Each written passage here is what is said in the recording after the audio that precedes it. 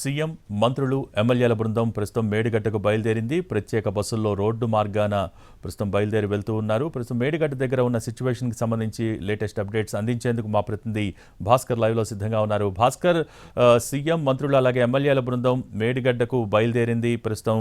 So Medigadda దగ్గర వారి సందర్శనకు ఎటువంటి ఏర్పాట్లు జరిగినాయి, అక్కడ ఉన్న సిచ్యువేషన్స్ ఏంటి?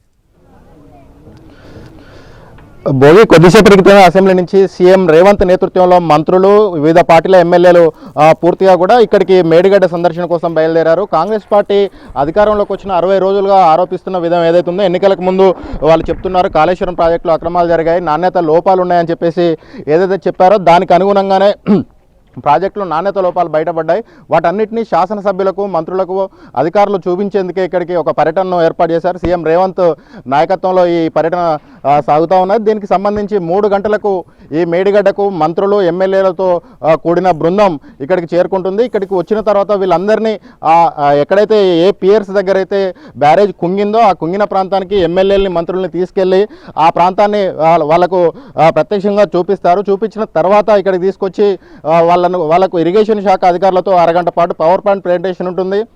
ఆ తర్వాత విజిలెన్స్ డీజీ రాజీవ్ రతన్ ఆధ్వర్యంలో మరొక అరగంట పవర్ పాయింట్ ప్రెజెంటేషన్ ఉంటుంది. అయితే vigilance DG Rajiv Ratan power point presentation పైన ఇప్పుడు ఆసక్తి అనేది నెలకొన్నది. ఎందుకోసం విజిలెన్స్ పవర్ పాయింట్ ప్రెజెంటేషన్ అనేది ఇప్పుడు కీలకంగా మారిందని చెప్పవచ్చు భోగి.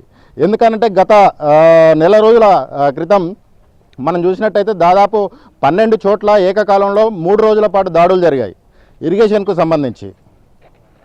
కాళేశ్వరం ప్రాజెక్టులో ప్రారంభం నుంచి ఏమేమి జరిగింది, ప్రాజెక్టు డిపిఆర్ సంబంధించి కానీ, నిధుల విడుదలకు సంబంధించి కానీ, నిధుల ఖర్చుకు సంబంధించి కానీ, ప్రాజెక్టు నిర్మాణానికి సంబంధించి కానీ ప్రతి ఒక్క ఆధారాన్ని వాళ్ళు సేకరించారు. దానికి సంబంధించిన పవర్ పాయింట్ ప్రెజెంటేషన్ను డీజీ ఆధ్వర్యంలో ఇవ్వనున్నట్టు మనకు తెలుస్తుంది భోగి. దీనికి సంబంధించి మనం ఇక్కడ విజువల్లో గమనించవచ్చు.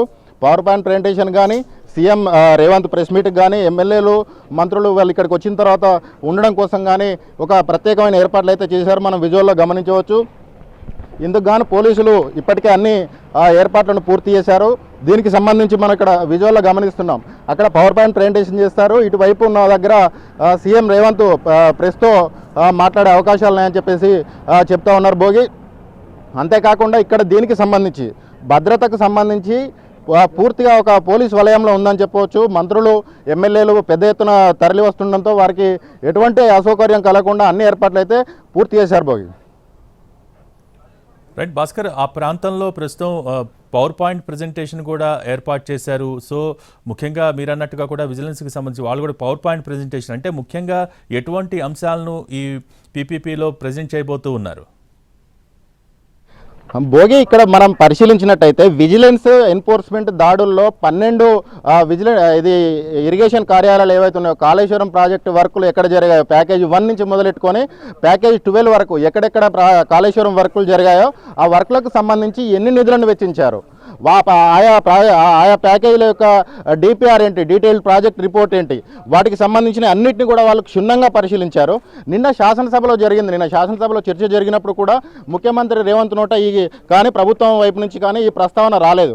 కానీ ఈరోజు ఈ పవర్ పాయింట్ ప్రజెంటేషన్ తోటి ఏం జరగబోతుంది, అసలు ఆ ఎంక్వైరీలో ఏం తేలింది, ఆ ఎంక్వైరీలో అధికారులు గమనించిన అంశాలు ఏంటి, లోపాలు ఏమేమి ఉన్నాయనేది స్వయంగా ముఖ్యమంత్రి నోట ఏం చెప్పబోతున్నారు అనేది ఆసక్తిగా చెప్పుకోవచ్చు, ఆసక్తిగా అందరూ చూస్తున్నారని చెప్పుకోవచ్చు Bhogi. Right, thank you Bhaskar.